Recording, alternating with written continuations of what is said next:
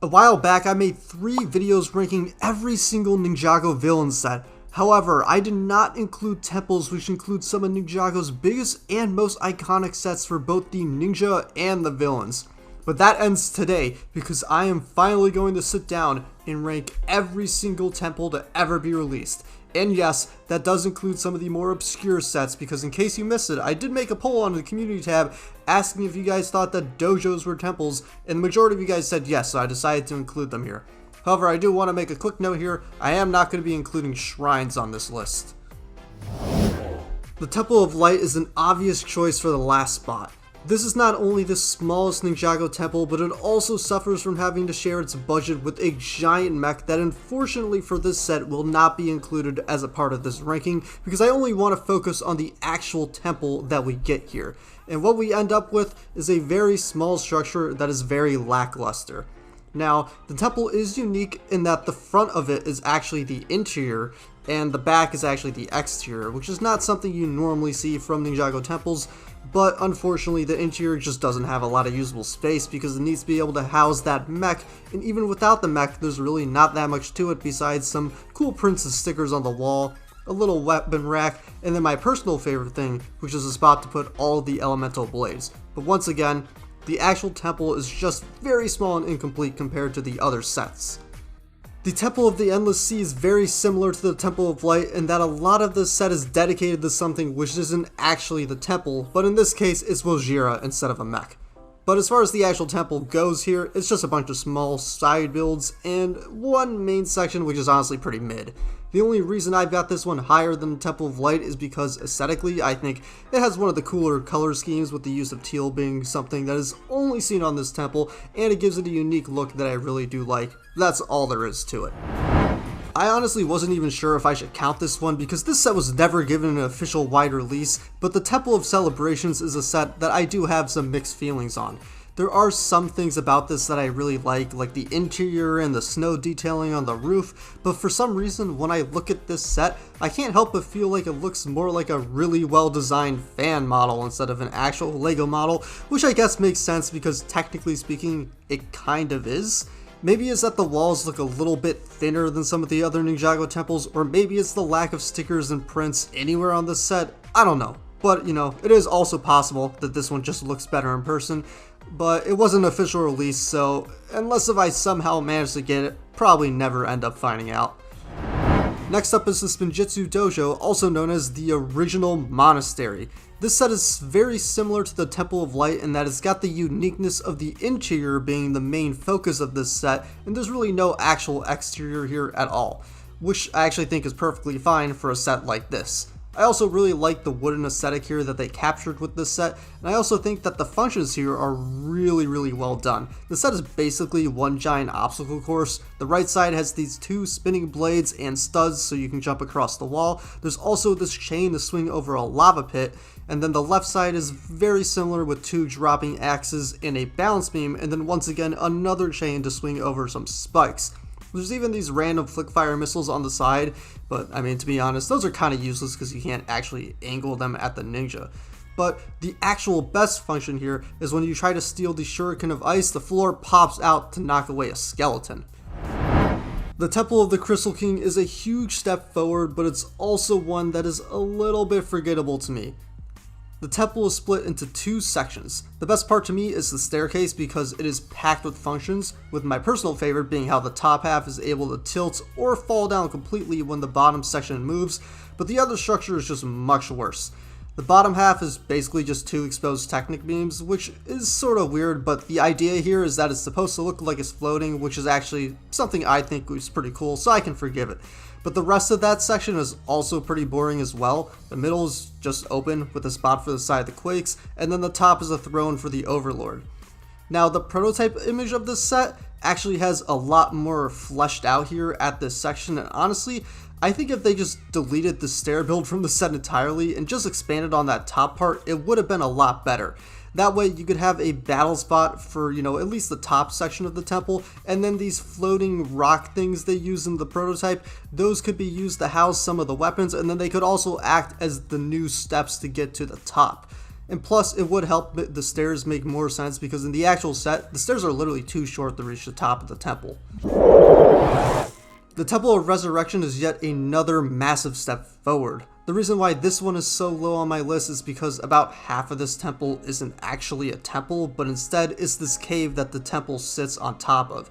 And even though I do like getting terrain builds with temples, and I think the cave section actually does add a whole lot here in terms of playability, I think this set does overdo it to the point where there's barely even a temple in this temple. But what this set does do right is having an amazing function. The transformation feature is very simple, but it's super unique and really fun to use, and it's legitimately one of the best functions of all time. Enter the Serpent is a very fun temple that does a great job playing into its theme. There's two things that I love about this set. One is that you can tell it's a snake temple because of the body wrapping around the stairs, and then also the massive snake head in the middle of it. But I also love that you can so easily tell that this is a temple in the middle of a jungle. The use of leaf pieces, the bridge, and the open windows, they do a lot to communicate what this set is about without actually having to say anything. There's also some really nice play features here, like the spring-loaded shooters on the stairs and the ability to lock up a ninja. The entire bridge and cage assembly actually has the ability to detach from the main part of the temple, which is a more common feature in temple sets today, but it's still something that's nice to see. This temple, it may be smaller compared to some others, but it's very solid. The Ninja Dojo temple is on paper one of the best Ninjago temples, but personally speaking, I do not really like it. There's two things that bother me about it. The first is that even though this temple is 1,300 pieces, it feels really small compared to the other temples, especially in the roof section. I also really hate the color scheme here. It has a combination of dark green, black, brown, white, red. It's just all on the front and there's too much going on here. I also really think it would just be better if they deleted the green entirely, because the green's really what I hate about this, and if those sections were black and they matched the middle more, I think I would like this set a lot more. Otherwise though, this set is great. The bottom rock part was done really well, and it's the perfect balance between giving us some extra land detailing, but still making the set feel like it's about the temple. Additionally, this set does have one of the best interiors out of any Ninjago temple, with plenty of space for the minifigures and some really cool details like the samurai axe base. And since this temple really has basically no play features in the actual set, the interior was desperately needed. So yeah, objectively speaking, this one probably should be higher, but I just hate the way this set looks, so it has to suffer.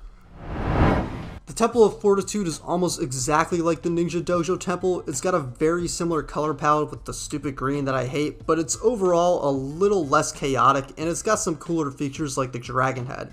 It also does help that this has a good balance between the temple and the land section, although the mountain on this one, it is a little bit strange, especially with the plates being completely visible, and it's just overall a very flat design. The interior here also is really nice with a lot of space, but really the reason that this set goes above the Dojo temple for me is the play features. There's just so much more to this set, like these pop-up spikes in the stairs, the zip line, the cage, the weapons built into the rock terrain, and then a ton of different shooters all throughout this set. There's just things here that don't exist in the other set, even though technically speaking this one does look a little bit outdated.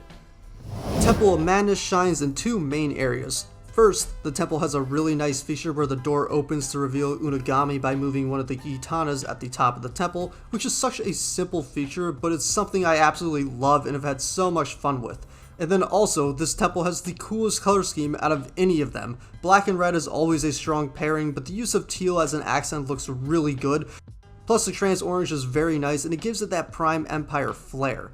Another standout thing about this temple is the roof design, which even though it's simple, the bumps consistently throughout looks very nice and is different from a lot of the other temple sets that we normally get. Unfortunately, this temple isn't perfect, the interior here barely exists, and it also has these awkward technic beams that kind of just stick out the side, and they feel a little bit tacked on compared to everything else. This is an incredibly great playset. It's two different builds. The first is this arena with two different handles to place minifigures on and battle, which is super simple but fun, and the second is the main temple part. It uses a different and more unique color scheme with the dark blue and pink, which is cool, but the set also does have a bunch of nice details and features, like the extra weapons on the side for the battle arena, the zip line which works with the climber hooks on either side, the trap door, a hidden room with the collectible, and it's also got the Gong of Shattering, which looks really nice hanging off of the massive wolf head. Plus, it has a ton of spots to put minifigures to duel it out all over the set, and it also does help that I really like the overall vibe of this set, with the black trees, and just an overall more decayed look, which is fitting of the Blood Moon. Now, this is probably one of the more polarizing temples on this list, and it's definitely the worst named temple. The Temple of the Ultimate Weapon has a design that you either like or hate. I personally really like the look of it. I think the color choice is very strong, with the red door being the personal highlight for me, which looks amazing, and then there's also this cool fire area up top, but I can see how some may think that the red door looks ridiculous, or they just don't like the fact that this temple has a relatively boring color scheme compared to some of the other sets. But the main issue here is that this temple is really kind of just a facade. The interior is very small, although there is actually a good amount to it, but because it's small, the set can kind of just look and feel like it's more of a giant wall than an actual building. Even still, I do really love this set, and I think it's one of the best Ninjago temples. Now, I've talked a lot in this video about having balance between land and the actual temple, and the Temple of the Dragon Energy Core executes that balance perfectly by having a tree be a part of the main build. One side of this temple is pretty much just your standard temple build, but it looks great with no notable flaws, but then the other half is this tree, which just brings this thing to a whole new level. They also do a decent job at integrating the tree with the temple, as it holds up a small area that can be knocked down as a play feature. And then, your interior here, it's alright. It's nothing crazy, but it's big enough and it has some nice details. But like I said, what really makes this temple so great is the perfect integration of the nature aesthetic. Now let's flip to the total opposite side of this spectrum. The Tournament Temple City is not only a huge temple, but it also has a huge mountain underneath it. This temple is the biggest out of every Ninjago temple to ever be released, but unfortunately a lot of it is going to this whole land area. Again, this is not necessarily a bad thing, but it's just not what I prefer in sets like this. That being said, there are a lot of great things to like about it. The bridge being angled is unique and very nice to see. You've also got a lot of smaller buildings around the temple, which are a bit more fleshed out than what you see in other temples. And then the interior here, it's fine. It's not the best, but it's also not the worst. And I have mentioned this before, but I really don't like how medieval this set feels. It moves away from the traditional red to a more heavy focus on dark blue, some brown, and then white, and technically speaking this is fine, but when you pair it all together with the rock sections, this watermill, the fishing port, it has the aesthetic of the medieval sets, and I personally do not like the medieval aesthetic in actual medieval sets, so this was just never gonna work for me. But even still, the sheer size and details of this build are enough to have this temple near the top of my list. The Monastery is a very iconic building in Ninjago, and the Legacy version gives it justice in every possible way.